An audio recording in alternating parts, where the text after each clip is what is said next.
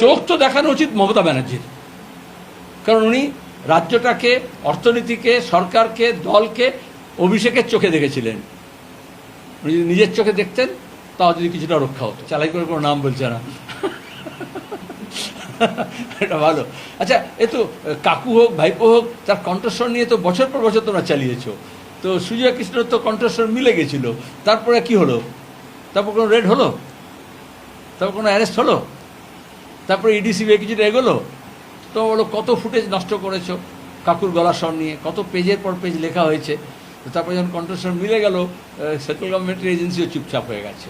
একটাও দেওয়াল লেখা আছে, একটাও পোস্টার আছে, একটা পাড়ায় স্কোয়াড দেখেছো তৃণমূলের যে যোগ দিন 21 জানে ধর্মতলা চলুন কিছু বলেছে?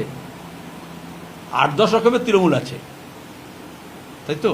কিন্তু কোনো তৃণমূলের পক্ষ থেকে তো বলা হয়নি। উত্তরকন্যা বলা হয়েছিল যে একেবারে নর্থ বেঙ্গলের সেক্রেটারিয়েট হবে এবং সব ব্যাপারে কলকাতায় যেতে হবে না, এইখানে একটা সেলফ সাফিসিয়েন্ট সেক্রেটারিয়েট থাকবে, কাজকর্ম করবে।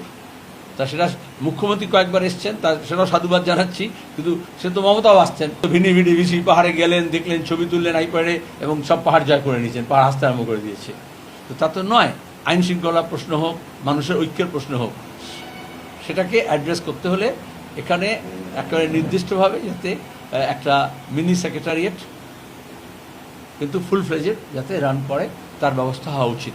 ভালো লেগেছে মুখ্যমন্ত্রী বলেছেন যে তৃণমূলের জমানার দুর্নীতির হোয়াইট পেপার প্রকাশ করবেন। সেটাও তো জানাচ্ছি, তৃণমূলের বিগত মমতার পরিবারের অবাধ বিচরণ ক্ষেত্র হয়েছিল এবং পিসি ভাইপো মিলে নানান সাঙ্গ সাকরেতদের দিয়ে যা করেছিল তার হোয়াইট পেপার বেরো, আর আইনি ব্যবস্থা নেওয়া হবে।